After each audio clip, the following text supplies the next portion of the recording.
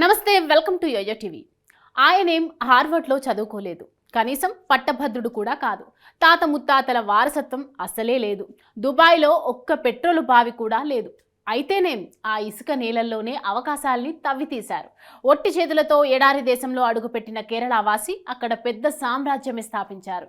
దీని వెనుక ఎన్నో కన్నీళ్లు, కఠోర శ్రమ, ఎనలేని ధైర్యం, తెలివితేటలు ఇలా ఎన్నో ఉన్నాయి. ఆయన ఎవరో కాదు, లులు ఫౌండర్ యూసుఫ్ అలీ. ఈయన జీవితం ప్రస్థానం సినిమా కథనే తలపిస్తోంది.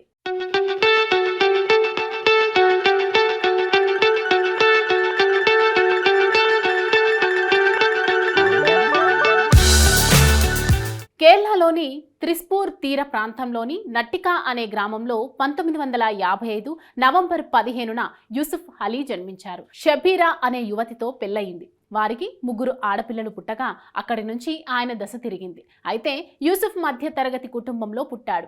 యూసుఫ్ తండ్రి అహ్మదాబాద్లో కిరాణా దుకాణం నడిపేవాడు. దీంతో యూసుఫ్ అలీ తన పెదనాన్న వద్ద పెరిగాడు. లాయర్ కావాలన్నది ఆ పసివాడి కల. కానీ టీనేజ్లోనే చిల్లర వ్యాపారంలోకి రాక తప్పలేదు. అహ్మదాబాద్ వెళ్ళాక అస్సలు తప్పలేదు. తండ్రికి సాయం చేస్తూ మెలకువలు నేర్చుకున్నాడు. పార్ట్ టైంగా బిజినెస్ అడ్మినిస్ట్రేషన్లో డిప్లొమా చేశాడు. సరిగ్గా అదే సమయంలో కేరళ నుంచి అరబ్ దేశాలకు వలస వెళ్లే వారి సంఖ్య పెరిగింది. ఆ అవకాశాన్ని అలీ వదులుకోలేదు. తల్లిదరపు బంధువు దుబాయ్లో రిటైల్ స్టోర్ నడుపుతున్నాడని ఎవరో చెప్పారు. ఆ బంధుత్వాన్ని పట్టుకొని దుబాయ్ విమానం ఎక్కాడు. అప్పటికి అలీ వయస్సు సరిగ్గా 18 ఏళ్లు. అలా దూరపు చుట్టానికి సాయంగా ఉంటూనే దుబాయ్ మార్కెట్ను లోతుగా అధ్యయనం చేశాడు. ఏ వస్తువులు ఎక్కువగా దిగుమతి అవుతున్నాయి, ఎలాంటి సరుకులకు డిమాండ్ ఉంది అనేది గమనించేవాడు. విదేశాలకు వెళ్ళడానికి ఏ చిన్న అవకాశం వచ్చినా వదిలేవాడు కాదు. అలా ఆస్ట్రేలియా, హాంకాంగ్, సింగపూర్ చుట్టొచ్చాడు. ఆ దేశాల్లో సూపర్ మార్కెట్లు, హైపర్ మార్కెట్ల ట్రెండ్ను అలీ గమనించాడు.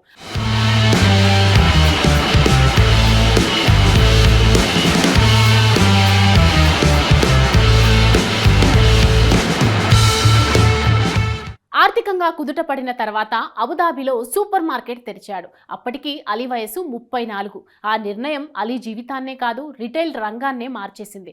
అంతలోనే గల్ఫ్ యుద్ధం ముంచుకొచ్చింది. చాలా మంది కేరళీయులు సొంత దేశానికి తిరిగి వెళ్ళసాగారు. యుద్ధ వాతావరణాన్ని చూసి కూడా అలీ తన ఆలోచనను మార్చుకోలేదు. దుబాయ్లోని అన్ని ప్రాంతాల్లో సూపర్ మార్కెట్లు తెరవాలనుకున్నాడు.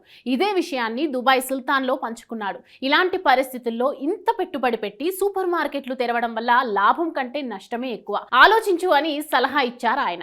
ఎలాంటి పరిస్థితుల్లో అయినా ప్రజలకు నిత్యావసర సరుకులు అవసరం. పైగా నాకంటే సామాన్య ప్రజలకే సూపర్ మార్కెట్ల వల్ల ఉపయోగం ఉందని అలీ ఒప్పించాడు. చూస్తుండగానే దుబాయ్ మొత్తం యూసుఫ్ అలీ సూపర్ మార్కెట్లు వెలిశాయి.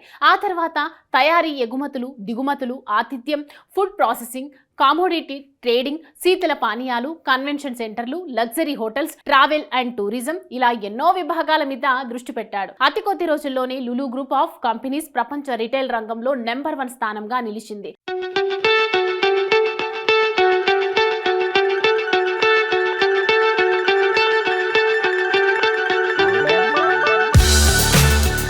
ఎన్నో కంపెనీల్లో వాటాలు కొన్నాడు. దుబాయ్కి వలస వచ్చే భారతీయులకు ఉపాధి మార్గం చూపడం తన బాధ్యతగా భావించాడు. కాబట్టే ఆయన స్టోర్లలో భారతీయ సిబ్బందే ఎక్కువగా కనిపిస్తారు. ఇతర దేశాల్లో భారతీయులకు అత్యధికంగా ఉపాధి కల్పించిన సంస్థగా లులు గ్రూప్ రికార్డుకెక్కింది. ఈ సేవలకు ప్రవాస భారతీయ సమ్మాన్, పద్మశ్రీ పురస్కారం అందుకున్నారు. మొత్తంగా అలీ 37 దేశాలకు పైగా 215 రిటైల్ స్టోర్స్, 50,000 మందికి పైగా ఉపాధి కల్పిస్తూ ఔరా అనిపిస్తున్నారు. ప్రస్తుతం అలీ హైదరాబాద్ నగరాన్ని తన వ్యాపార స్కంధావారంగా మార్చుకుంటున్నారు. ఇక్కడ Lulu mall, Lulu hyper market ప్రారంభించారు. దాదాపు 500 కోట్ల రూపాయలు పెట్టుబడితో మాల్ను ప్రారంభించారు. ఇక్కడ కూడా లులు మాల్ కు మంచి రెస్పాన్స్ వస్తుంది.